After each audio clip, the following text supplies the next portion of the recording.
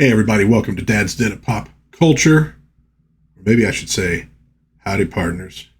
And welcome to Dad's Den of Pop Culture. We're going to be talking about a Western today. Cult Western, maybe. I don't know that it's super well known, but those who know. It is called Take a Hard Ride, as the poster here says. It rides with the great Westerns. Now, filmed in the Canary Islands, directed by Anthony Dawson, real name Margheriti.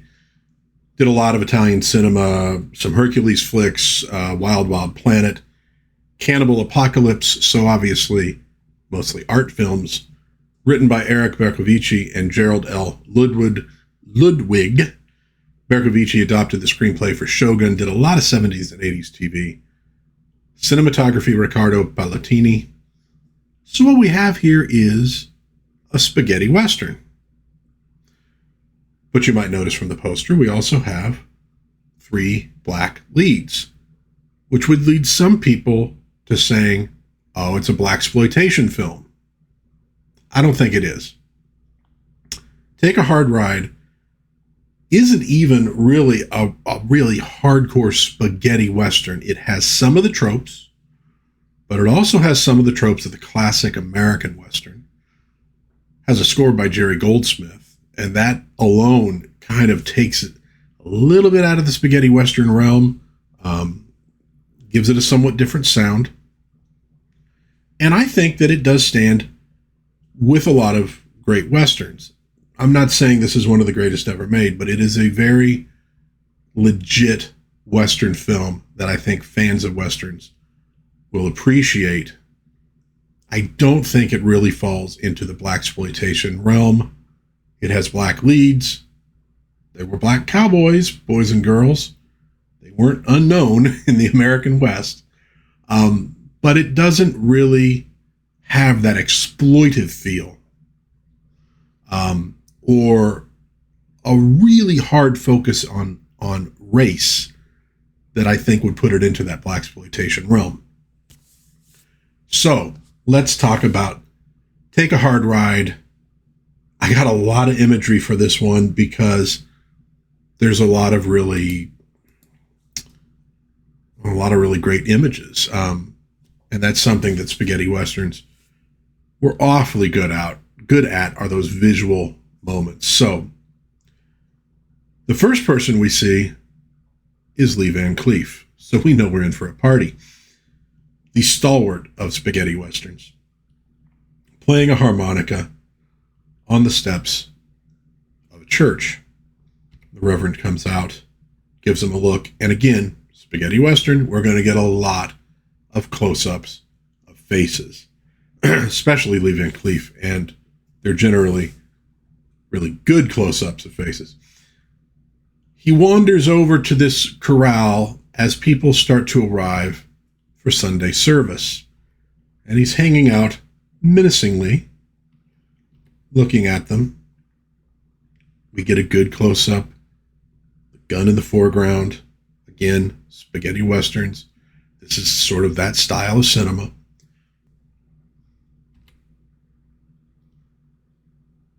And he sees the man he's looking for arriving. There he is, and he confronts him. And the guy's like, look, I've gone straight a long time ago. I got friends here. I've been a good man. But see, Lee Van Cleef plays a bounty hunter, and he doesn't care that he's been a good man. There's a reward out for him, and he's going to take him. Get a nice stare down. A man sort of interposes himself to give his buddy an advantage. Draw, and the reformed man goes down, slumped over that fence. And it doesn't look like Kiefer, the bounty hunter, feels any remorse whatsoever. So now we get the initial credits of the film. I believe that's supposed to be Kiefer riding his horse back to this town, the man slumped over the back of it. Our cast: Jim Brown, is going to play Pike, a very Gary Cooper style hero. Of course, Jim Brown, great football player for the Cleveland Browns. No relation. Lee Van Cleef, we've already talked a little bit about him. One of the great Western actors. Fred Williamson, another football player from back in the day, played for the old American Football League, I think primarily. Did quite a few films. Catherine Spack is going to play Catherine. What can you say? Sometimes it's not a real clever character name. Jim Kelly, the great Jim Kelly, karate kung fu, in a movie with Bruce Lee, did quite a few martial art films himself, is going to play Kashtok, a Native American. And one of the things I enjoy is they don't say, oh, well, no, he's black, but he was raised by Native. No, he's just Native American. They don't try to make any real complex storyline there or background. Barry Sullivan's going to be playing Kane in Take a Hard Ride. And so what we see initially here is a cattle drive. We're going to see some of the other credits here. Notice Harry Carey Jr., guest appearance by Dana Andrews, music Jerry Goldsmith, and nice score. Director of photography, we've already mentioned a few of these names. So we're seeing the end of a cattle drive. They're bringing the cattle into market. And here we see Pike, played by Jim Brown, and Bob Morgan, played by Dana Andrews, as they ride into town and they see across their herd, Kiefer has the man slumped over the saddle of his horse. And there we have Kane, the sheriff. There's a little bit of recognition between Kiefer and Pike. He goes to deliver the man, wants his reward. Kane has a few harsh words to say, and Kiefer comes right back and says, look, that man was wanted. You did nothing about it. Maybe you need to do your job. No love lost between these two. It's payout for the cattle drive for the Cowboys. They're giving everybody their pay. And we get the arrival of two men who are, in some ways, going to be comedy relief, although not quite comedy relief. A couple of bad guys who are getting their full payout and bonus, even though they didn't do as much work as everybody else. Well, we were real sick, we had all sorts of problems. We couldn't. And you'll notice the one guy there, Robert Donner, playing Scave, maybe best known to kids from my generation as Exodore on Mork and Mindy. Harry Carey Jr. next to him playing Dumper. Sadly, not just a clever name. And there we have Donner as Exodore. God, I thought he was hilarious when I was a kid. So these two, they made it. They made their money. Going to have a little bit of a drink. They're happy. Things have gone well. Time to go back to Sonora, Mexico, the Morgan Ranch. That night, though, after they've sent a telegram, Morgan suffers a heart attack and tells Pike, you've got to get the money back to the ranch. They're trying to build a place where people can live free. This is a post-Civil War era movie. They're trying to make something better in Mexico than maybe all of them have had in their lives. You've got to get the money back. $86,000. Now, obviously, it's a lot of money in this day and age. And Pike is the man to do it. And again, I say he's very much in the style of Gary Cooper. Doesn't say a lot. When he speaks, it means something. And he's that steady, loyal kind of character, kind of guy that you can trust. So he makes a vow that he's going to make it back.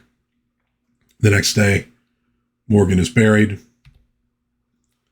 says his prayers, grabs that saddlebag of money, and heads off. And as he's leaving town, once again, you see a little moment between him and Kiefer.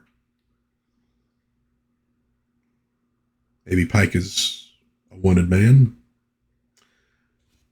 We now flip over to Tyree, played by Fred Williamson, the gambler, sort of a dandy. Game of cards. Williamson chews a lot of scenery in this movie, and I dug it. I liked it just the same. Got a certain way of speaking, sort of a Southern drawl. I enjoyed him. So you see his cards. He's not going to win this hand. And as they're playing, though, this fella busts in and says, and by the way, you are going to get a few N-words dropped in this movie. It's 1970s. They were going for some realism. It's not overdone, but it is there. There's a guy with $86,000 riding back to Mexico. And the word's already out. This is money for the taking. Which does interest Tyree somewhat. He's got this bag down there, this satchel. And while everybody is distracted, it's some great shots of him. He lets a rattlesnake out of the bag. Well, people start hearing that. They're all, oh my God, they're jumping up. They're firing down below that table at the rattlesnake. And while they're doing that, Tyree finds another ace. And he manages to win that hand of poker. And that guy's like, I think I've been cheated, but I ain't going to do anything about it because that guy's good with a gun. And Tyree excuses himself because he's got something to do. So we see Pike again, filling up his canteen with water. And you see in the distance men up on that ridge. And they're yelling to him, Pike, we just want to share that money. We'll let you have most of it, but we want to share. Why get killed over this money? What do you care? What do you care? Well, Pike cares. And so he hustles over. They start firing. Actually, this is before that, but once again, we get another one of those shots. The gun in the foreground, the men in the back. Again, beautifully shot film. So we get a gun battle. Him versus them, and obviously they have him outnumbered quite a bit. And into this wanders Tyree. And so they kind of got him. He's plugged a couple already. They got him behind, these rocks. Tyree just kind of moseys up with a smile on his face. And, he has more rattlesnakes in the bag, and he lets them go. And the rattlesnakes start crawling down that hill towards where those two fellows are, which freaks them out. And they jump out, which lets Pike shoot one of them. Gotta love that pose, where he's shot. They get both of them, basically. Tyree's like, hey, I hear you got some money. Pike doesn't trust him. He knows his reputation. But Tyree's like, look, everybody knows you got the money and everybody is coming after you. I'll tell you what I'll do. I'll ride with you and I'll protect you and the money until we cross into Mexico. And then all bets are off and I'm going to take that money for myself. Well, Pike's not real thrilled with this idea, but he also doesn't know much what he can do about it. And so it's agreed, and off these two ride. And they are going to be your two main characters for the film. And viewing it all is Kiefer. And so as they ride up out of that little valley, they go through this little pass. And they meet up with Kiefer.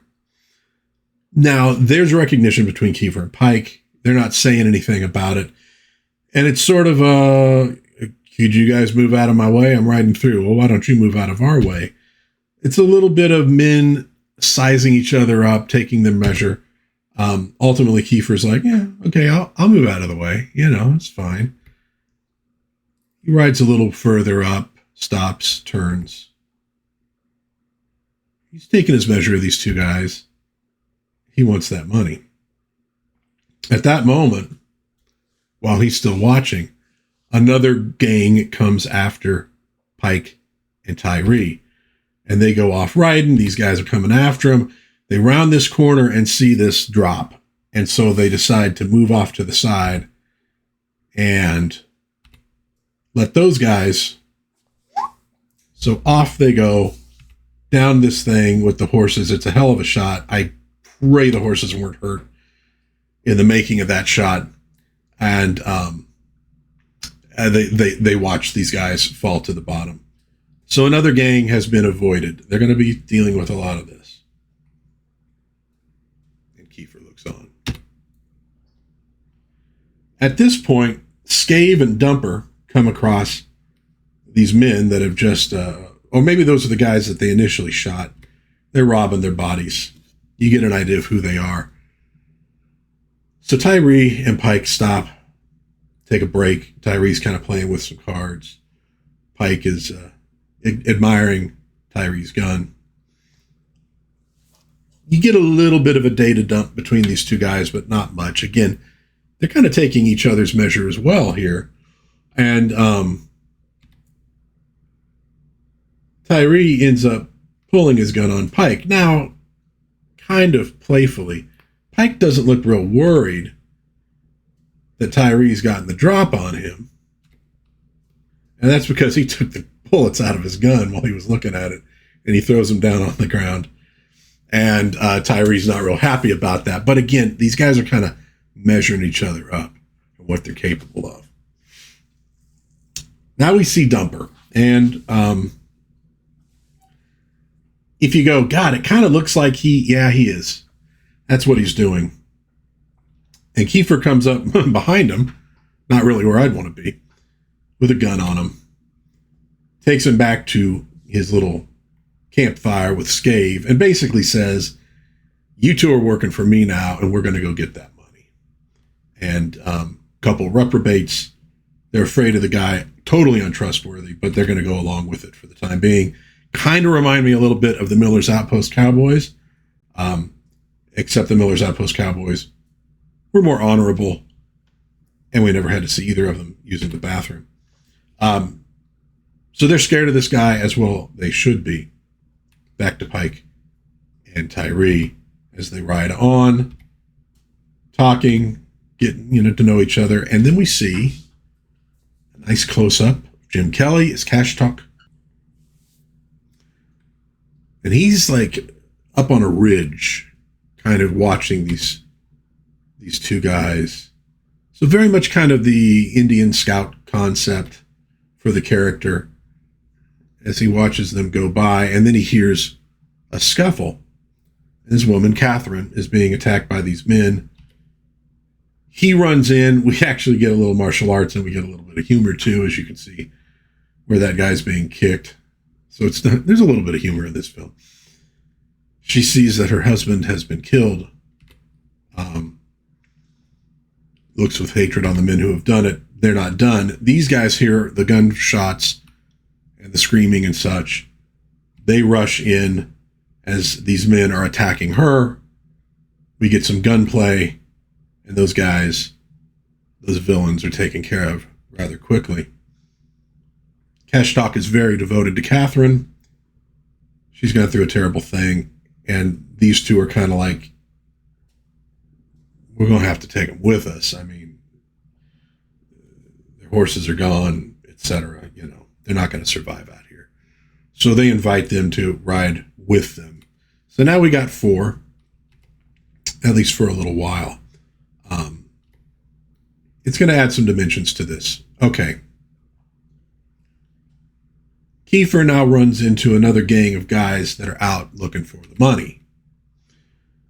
And they think they kind of got the better of him here. This dude's pretty happy with himself. And, well, you can kind of guess he doesn't survive. Back to this group. They're camping. They're sort of in a cavern, a cave. Got a fire going. And here we're going to find out a little bit about the characters. Catherine was a prostitute in New Orleans. Now, Catherine Spack was like a French actress, French-Italian maybe actress. Kind of makes sense for her to have the accent if she's from New Orleans. This man, her husband, had sort of rescued her from that, but she never really loved him. Cash Talk was this Native American. He does not speak. I don't know if they say he lost his tongue or not. I think he did. At any rate, they've kind of adopted him in a way, or he adopted them. And they've been traveling together when her husband was killed when they were attacked by those bandits. And so we get a little meaningful dialogue between her and between Pike. We don't find out much about Pike's background, but we find out about his character. And again, he's steadfast. He's honest. He's, speaks simply. You can tell there's a core of a good man there. I think she can tell as well. And then we get a little bit more between Tyree and Pike as these two kind of learn about each other. Okay. So now we get a little bit of the real comedy relief from, if memory serves, this is Cloyd and Kangi or Kangi. Kangi, I think it is. A group of bandits comes upon them and says, hey, a couple black guys, they must be the ones with the money. And they're like, hey, we don't have any money. We don't have anything. And they're arguing with each other. But this is where these two figure out, there's a couple guys with money out here. We should try to get it too. So they're going to get involved to some degree. Kiefer and his men, Dumper and Scave, come across where all those guys have been shot. They start again looting bodies. And Kiefer knows that he is on the right trail. We come to this bridge. Great moment as the good guys have to start crossing.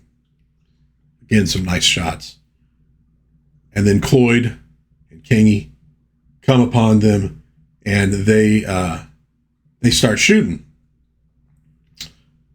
And the good guys get across, and immediately Cash Talk takes a knife and starts cutting the rope bridge. Pike is rather impressed by that.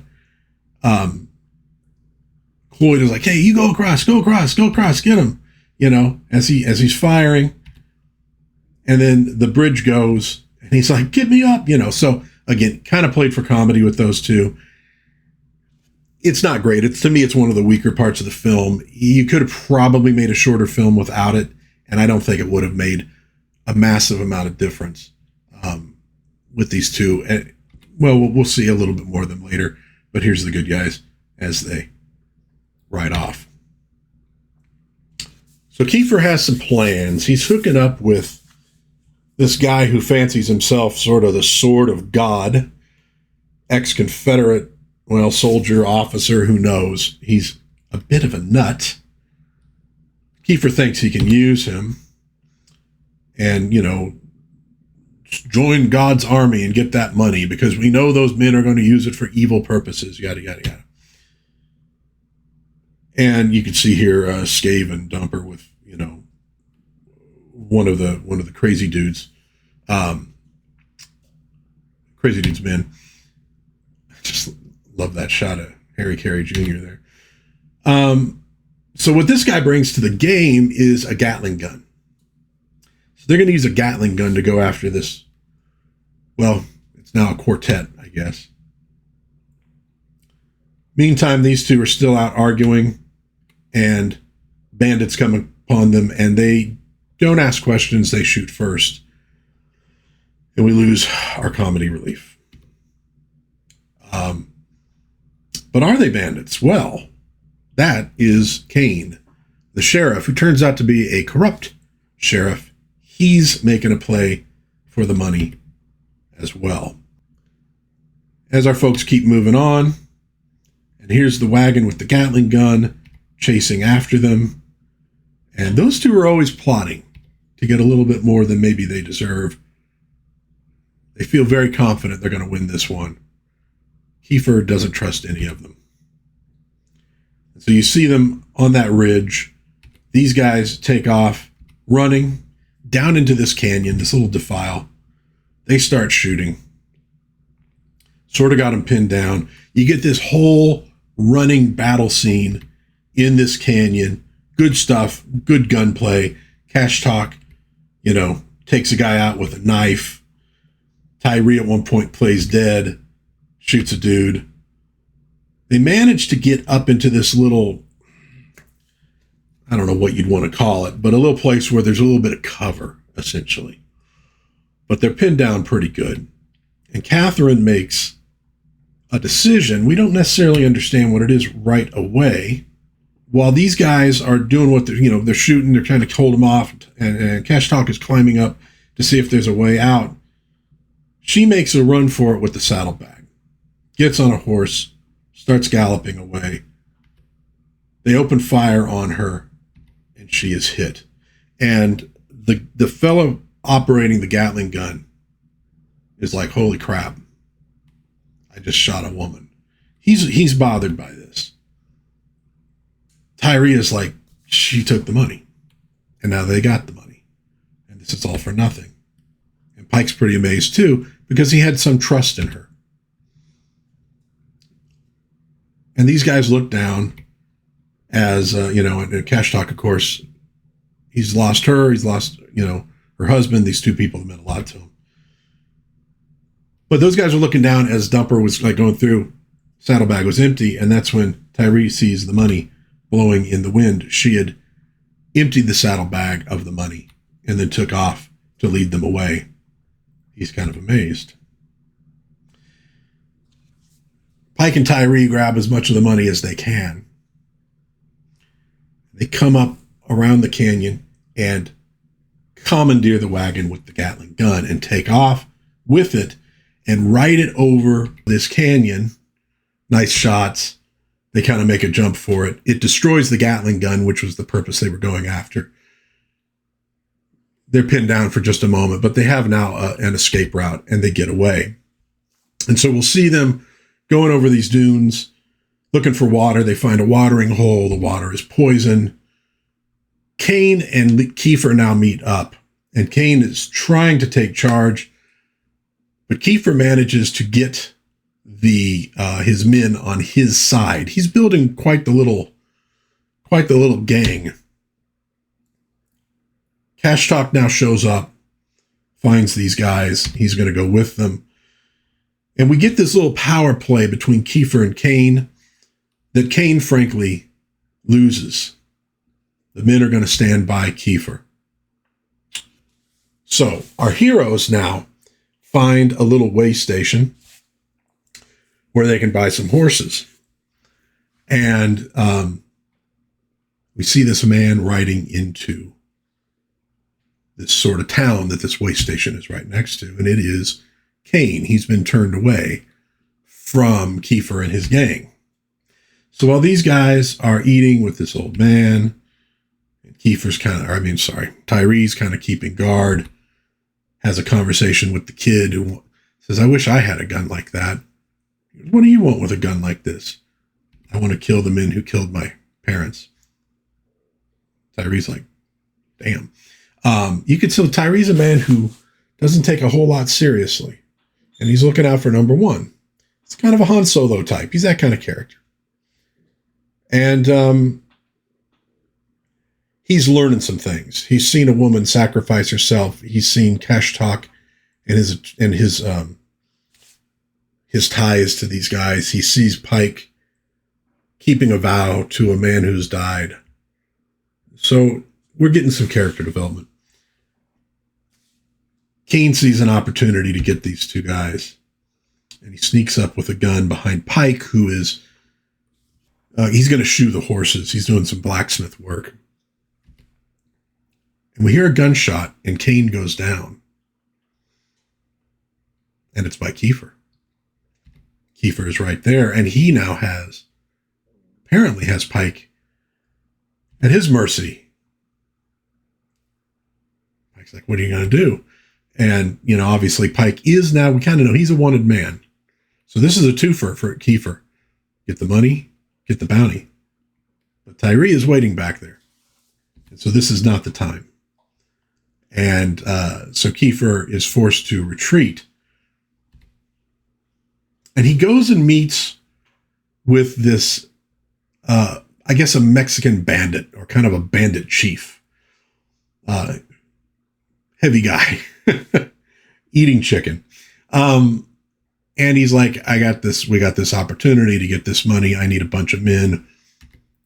Okay, well, yeah, we're in. We'll do it. And while that's happening, Cash Talk sneaks up and finds the guy who was operating that Gatling gun and kills him. So he's had his revenge. So doing a little bit of ninja work here. Hooks back up with Pike and Tyree.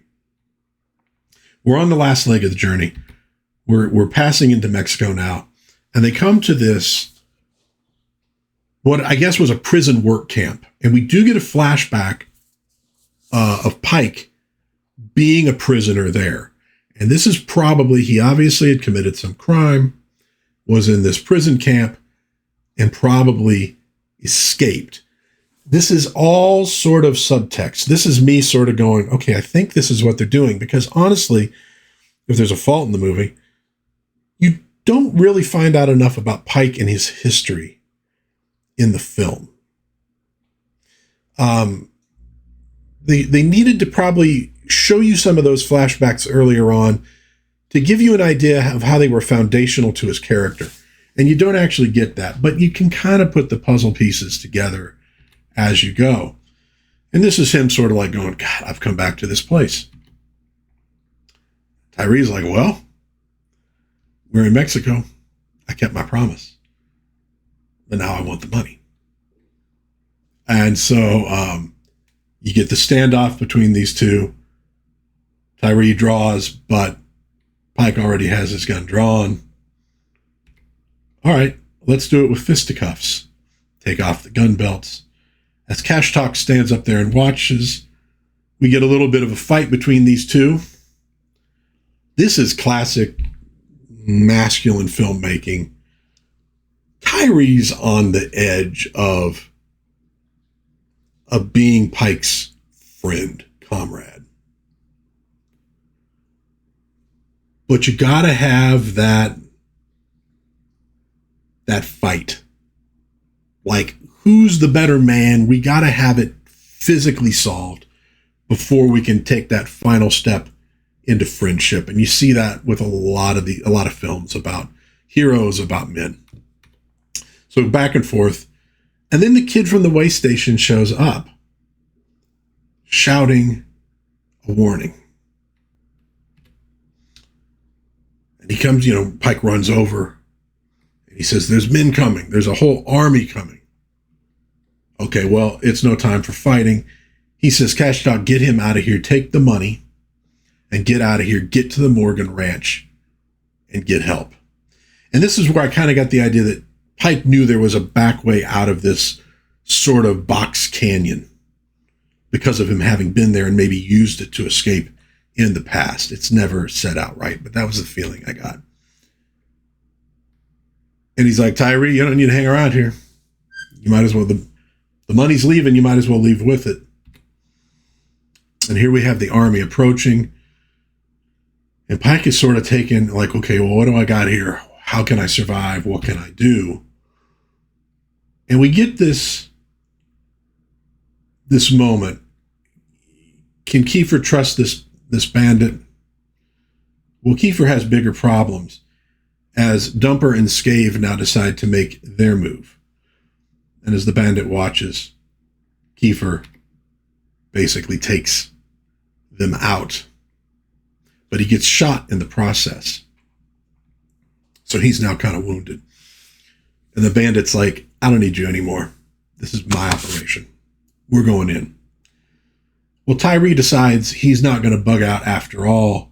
We get him lighting the cigarillo. Pike's glad to see him. There's Cash Talk and the kid. They're getting out of the box canyon. Here comes the army. Well, this mine seems to have had some dynamite left behind. And so Tyree and Pike rig up the explosives. And they're like, okay, here we go. And so here we're coming to the big culmination of the film. As the bad guys are riding in, they light the fuse and they run back into the mine at top speed There's an explosion. We first see it from their angle. It knocks them down this shaft and into water. And then we're going to see it from the outside too. Massive explosion. Probably kills most, if not all, of the bandits. Kiefer's already left, and he's looking down on all of this carnage. And you see him riding away as he does. The water that they were thrown down into connects with this waterfall and this river. Pike goes over the waterfall, comes up, swimming. Tyree, and here is like, it's not a very good special effect. You kind of have a dummy going down the waterfall, and then you have him doing like this with water behind him. Okay, it doesn't work that well. It's not that big of a deal. He winds up in the water, can't swim. Pike is kind of making fun of him. Why didn't you tell me you couldn't swim? I can't do everything perfect, Pike. And they now see Kiefer up on the ridge. They thought they'd gotten away. They don't have guns. They're defenseless, and there he is. And he looks down on them. Oh, I guess they did have the gun. Well, he was trying to keep his gun dry. It may not have fired, but, and they're looking up at him. And Kiefer just sort of smiles and turns away. Like, nah, they've been through enough. And they start laughing and head off towards the Morgan Ranch. Wanted to point out in the credits here, Hal Needham, second unit director. This is not long before he was directing some films himself, and he was also one of the stunt coordinators. So Take a Hard Ride, 1975 Western, in the spaghetti Western genre. And there's probably people out there that think, ooh, it's a Western, but it has black people in it. That's crazy.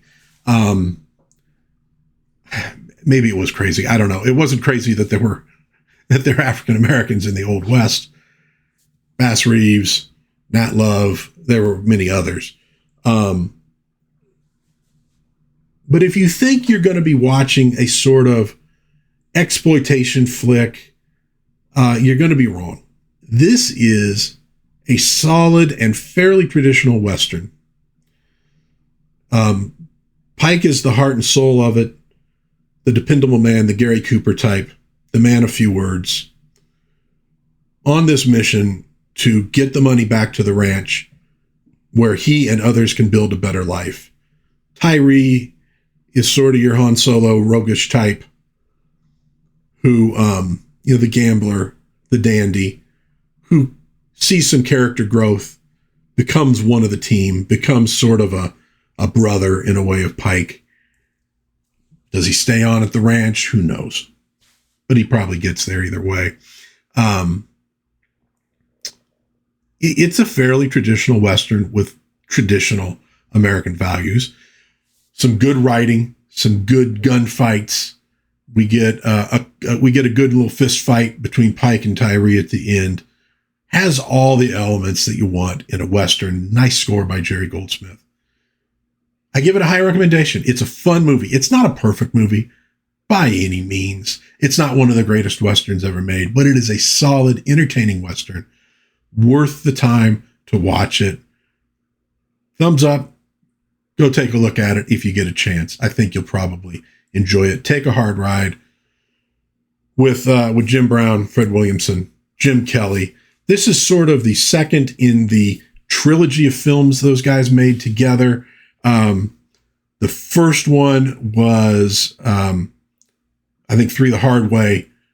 The last one was One Down, Two to Go, I think, or I'm getting those reversed. Either way. But this is a solid flick. Don't think of it as being sort of a novelty movie. It's not by any means. Solid Western. Go give it a look. Let me know in the comments if you know this movie, if you love this movie, or if you have any questions about this movie. I will do my best to answer them. If you enjoyed this review, give it a like. Maybe think of subscribing to the channel. Maybe share with a friend.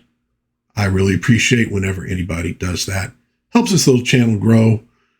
Hopefully one day it'll be a massive monolith dominating the entire internet. Probably not going to get there.